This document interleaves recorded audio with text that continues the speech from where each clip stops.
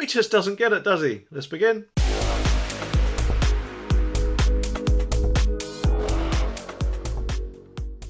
Well, you'd think, wouldn't you, that with presumably being in charge of the country, one of the first things you'd actually want to do is to reassure the public when things get a little bit tough. Like, about rising costs, for example. And things like that, especially at the moment with the cost of living crisis going on. But unfortunately, our current Prime Minister, who obviously was only voted in by around 200 MPs, and therefore not the party members or the public, probably doesn't realise that and has said something much worse instead, if this story is anything to go by. The article says that Rishi Sunak risked a fresh war with motorists this afternoon after he refused to rule out keeping fuel duty frozen. During a grilling by senior MPs in the Commons, the PM was asked whether he is committed to maintaining the popular 12-year freeze. But Mr Sunak dismissed the question, saying the matter was not one for him. He added it will be up to Jeremy Hunt, who may or may not spell his name with a silent C, to announce plans for the pump in the new year. The PM also kept tight-lipped about whether the additional 5p cut to fuel duty due to expire in March will be extended. Mr Sunak vowed to make absolutely no comments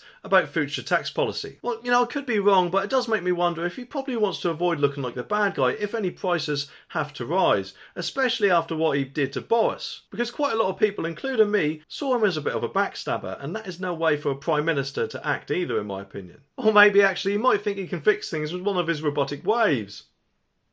But with the cost of living crisis going on, he needs to do something extra to reassure everyone, doesn't he? Especially, as pump prices have just started to come down from the ridiculous levels they were a couple of months ago. But the thing is, if prices go back up, or maybe even higher than that, then it'll probably be cheaper for us all to, just to hire a camel to take us to places. But of course, then there is EVs, isn't there? And after the government announced a little while ago that they will soon be taxed from 2025, they probably surely want to make them look more appealing again. One of the ways of doing that is by making petrol more expensive, isn't it? Surely by adding even more tax on top. If fuel duty unfreezes for the first time in over a decade, the tax rates will go up by a staggering 12p. Just last month, the Exchequer Secretary praised the Sun's Keep It Down campaign, with Fair Fuel UK champion drivers by calling out to keep the 5p cut. And of course, that 12p on every litre will soon add up, won't it? But I'm guessing not quite as fast as the cost imposed on us all in this video with what they're planning to do here. And if anything, that'll probably skyrocket for us all.